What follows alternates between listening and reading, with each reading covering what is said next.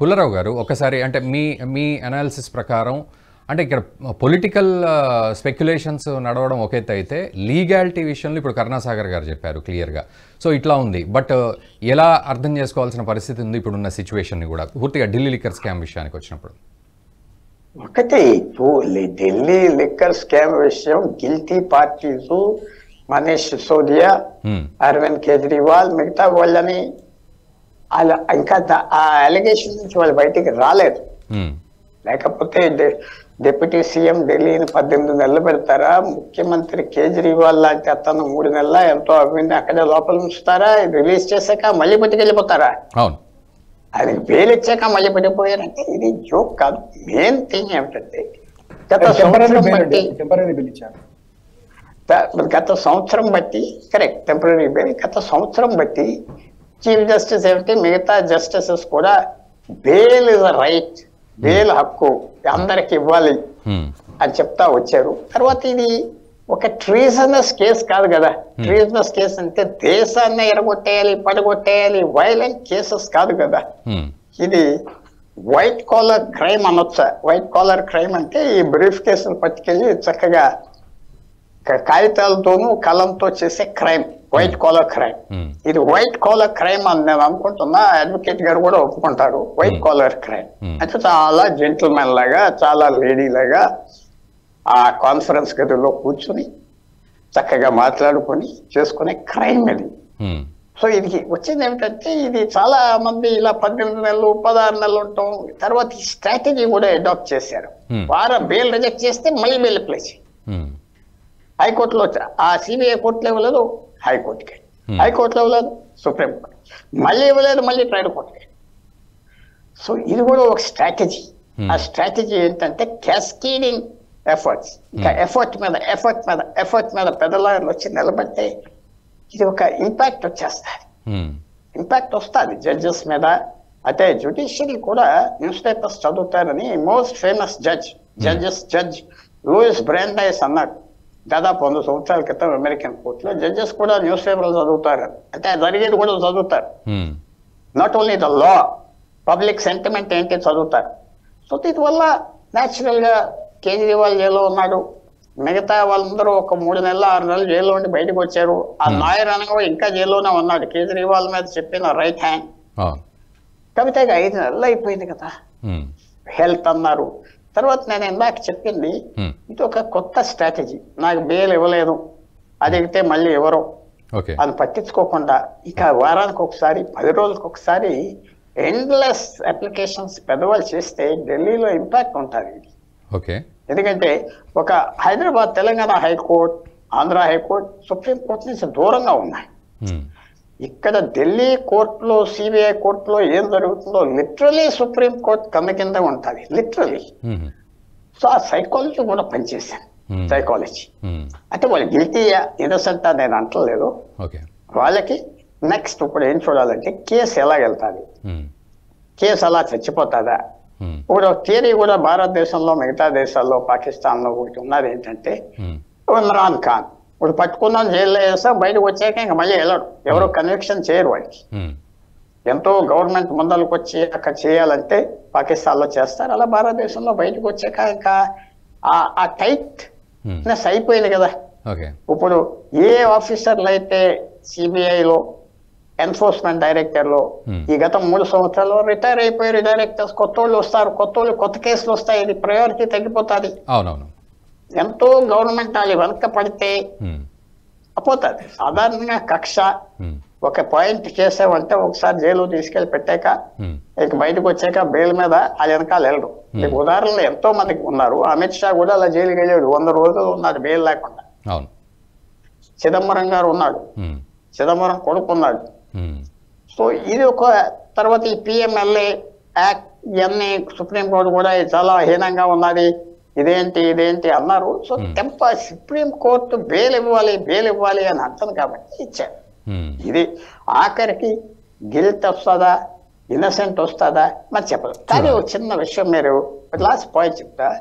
Enforcement director దగ్గర మళ్ళీ కొత్త ఇన్ఫర్మేషన్ వచ్చింది అనుకోండి, కొత్త ఇన్ఫర్మేషన్ వస్తే అక్యూజ్డ్ 1, అక్యూజ్డ్ 2, అక్యూజ్డ్ 3 ఎవరైనా వాళ్ళ ఇంట్లో మళ్ళీ ఎక్కడో పక్కన ఎవరో డబ్బులు దొరికినాయి, అది వీడి డబ్బు అన్నారు, మళ్ళీ లోకప్లో వేసేస్తారు. ఓకే.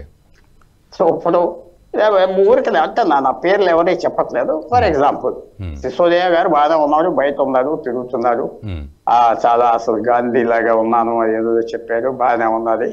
సడన్ గా వాళ్ళ పిఏ ఇంట్లో ఏదో రేట్ జరిగి ఇన్ఫర్మేషన్ వచ్చి ఒక 5 కోట్లు దొరికింది అనుకోండి, మళ్ళీ అతని మీద వస్తుంది, మళ్ళీ లోపలికి వెళ్ళిపోతారు.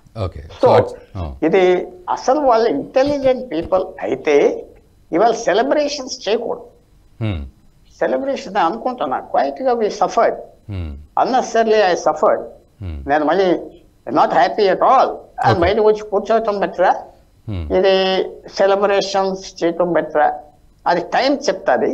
కానీ స్ట్రాటజీగా సాఫ్ట్ గా కొన్ని రోజులు ఉండటం బెటర్ ఏమో అని. బెయిల్ ఇవ్వటం సుప్రీంకోర్టు ఇలాంటి కేసుల్లో ఇమ్మని చెప్పింది కాదు కాబట్టి ఇచ్చారు. వాళ్ళు కూడా ఈ క్యాస్కేడింగ్ ఎఫర్ట్స్ అంటే ఒక సునామీ వేవ్ లాగా రోజు వాళ్ళు కూడా బెయిల్ కోర్టులో కొట్టారు, మళ్ళీ సుప్రీంకోర్టుకి వెళ్ళి సుప్రీంకోర్టు నో అన్నారు, మళ్ళీ ట్రయల్ కోర్టుకి వెళ్ళి ఇంకో ఏదో వంక పెట్టు, ఇంకా ఏదో సిక్నెస్ అని లేకపోతే అదా నో అంటారు, మళ్ళీ అది చేశారు. అది మాత్రం మనం రోజు చూస్తున్నాం కాబట్టి. అప్పుడు స్కామ్, ఆ టెలికాం స్కామ్ లో ఒకసారి బెయిల్ రిఫ్యూజ్ చేయకపోతే 6 నెలలు 9 నెలలు మళ్ళీ వెళ్ళేవారు కాదు కోర్టు, ఆ గ్యాప్ ఇచ్చేవారు. మీరు అన్నదానికి కరుణాసాగర్ గారు హ్యాండ్ రైజ్ చేస్తున్నారు. కరుణాసాగర్ గారు ఇప్పుడే ఒక ట్వీట్ చూసామండి. ఓకే, ట్వీట్ లో ఏముందంటే జస్టిస్ ప్రివైల్స్, న్యాయం గెలిచింది. ఏ ఆధారాలు చూపకుండా అక్రమంగా 166 రోజులు జైల్లో పెట్టారు, రాజకీయ ప్రేరిత కేసులో ఆఖరికి న్యాయంగా గెలిచిందట. వీళ్ళకు ఎవరైనా చెప్పాలి, బెయిల్ ఇచ్చినంత మాత్రాన కేసు కొట్టేసినట్టు కాదు. ఎగ్జాక్ట్లీ. కేవలం investigation major part of the investigation complete అయ్యిందని చెప్పి మనకే చాలా మీడియా మాధ్యమాల ద్వారా వచ్చింది. అప్రూవ్డ్ విట్నెసెస్ ఏమేమి చెప్పారు, ఎక్కడెక్కడ ఎప్పుడెప్పుడు సూట్ కేసులు ఇచ్చారు, ఎక్కడెక్కడ ఎప్పుడు ఏమేమి ఒప్పందాలు జరిగాయి, ఏ హోటల్లో కూర్చున్నారు, ఏ ఫోన్లలో ఎక్స్చేంజ్ అయిన ఇన్ఫర్మేషన్ అనేది మొత్తం ప్రూవ్ చెప్పారు. మనం ట్రయల్ చేయట్లేదు, కానీ ఈ రకమైన మెసేజ్ ఇచ్చి సమాజానికి పొలిటికల్ పార్టీస్ దాన్ని పొలిటికల్ గా వాడుకోవడం డిఫరెంట్. కానీ న్యాయం గెలిచింది అని ఏదైతే భ్రమలో ఉన్నారో ఇది బ్రేక్ అవుతుంది సార్, మీ వాయిస్ బ్రేక్ అవుతుంది, రీచ్ అవ్వట్లేదు. కరుణాసాగర్ గారు, కరుణాసాగర్ గారు సిగ్నల్ బ్రేక్ అవుతుంది. కరుణాసాగర్ గారు ప్లీజ్, సిగ్నల్ బ్రేక్ అవుతుంది, మీ వాయిస్ ఆడియన్స్కి రీచ్ అవ్వట్లేదు, సిగ్నల్ బ్రేక్ అవుతుంది. ఇంపార్టెంట్ విషయం మనం మాట్లాడుతున్నప్పటికీ అది వ్యూవర్స్కి రీచ్ అవ్వట్లేదు. అయితే మీరు అన్న ప్రకారం న్యాయం గెలిచిందని కేటీఆర్ కూడా అంటున్నారు, న్యాయం గెలిచిందని. ఇప్పుడు మీరు చూపెట్టిన పోస్ట్తో పాటు కేటీఆర్ న్యాయం గెలిచింది అనే మాట ఎప్పుడు చెప్పాలి అంటే మిమ్మల్ని కోర్టు నిర్దోషిగా బయటికి వదిలేసినప్పుడు, మీ మీద ఉన్న ఆరోపణలు కొట్టేసినప్పుడు చెప్పాలి. బెయిల్ వచ్చిందంటే నేర ఆరోపి, యూఆర్ అక్యూజ్డ్. అక్యూజ్డ్ కు పిఎంఎల్ఏ సెక్షన్ 45 లో ఒక ప్రొవిజన్ ఉంది. ప్రొవిజన్ లో ఏంటంటే పిఎంఎల్ఏ సెక్షన్స్ కింద ఎవరినైతే అరెస్ట్ చేసి పెడతారో ఉమెన్ అయినప్పుడు వాళ్లకు స్పెషల్ కన్సిడరేషన్ లో బెయిల్ ఇవ్వచ్చు అని ఉంది. ఆ కండిషన్ ని దృష్టిలో పెట్టుకొని సుప్రీంకోర్టు ఈ రోజు major part of the investigation complete అయిపోయింది, ఆమె బాధ్యతాయుతమైన మహిళ, ఎమ్మెల్సీగా ఉన్నది, చదువుకున్న మహిళ కాబట్టి 3 కండిషన్స్ పెట్టి బెయిల్ ఇచ్చింది. ఇప్పుడు కేవలం బెయిల్ ఇచ్చినంత మాత్రాన కేసు కొట్టేసినట్టు కాదు, కేవలం ఇన్వెస్టిగేషన్ ఇంకా పెండింగ్ లో ఉంది. ఇన్వెస్టిగేషన్ కంప్లీట్ అయిన తర్వాత ఛార్జ్ షీట్ ఫైల్ అవుతుంది, ఛార్జెస్ ఫ్రేమ్ అవుతుంది, విట్నెస్ లను పిలుస్తారు. ఇంకా ఎంతమంది విట్నెస్ పిలిచిన తర్వాత ఆ సాక్ష్యాధారాలు, డాక్యుమెంట్లు, ఎవిడెన్స్లు అన్ని పరిశీలించిన తర్వాత కోర్టు కవితది తప్పు లేదు, ప్రమేయం లేదు అంటే న్యాయం గెలిచినట్టు మీ తరఫున. అంతేగాని సిబిఐడి ఇన్వెస్టిగేషన్ పెండింగ్ లో ఉన్నప్పుడు న్యాయం గెలిచింది, ఆధారం లేవని రాజకీయమైనటువంటి పోస్టులు చేస్తున్నారు. ఇవి ప్రజల్లోకి రాంగ్ మెసేజ్ తీసుకెళ్తాయని చెప్తున్నారు.